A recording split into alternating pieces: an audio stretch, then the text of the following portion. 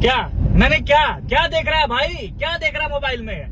क्या देख रहा है रील्स में? जिम जा, जिम जा, और कुछ नहीं रखा भाई लाइफ में, कुछ भी नहीं।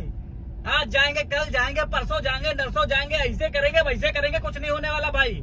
उठ और जिम जा, दिखा दे सबको साला कि हाँ है दम। तो निकल भाई, उठ वहां से, बिस्तर पर से उठ। ये भाई उंगली करने से कुछ नहीं होगा, उंगली जाके जिम में करनी पड़ेगी भाई, तब जाके बनेगा कुछ, तब जाके कुछ होगा।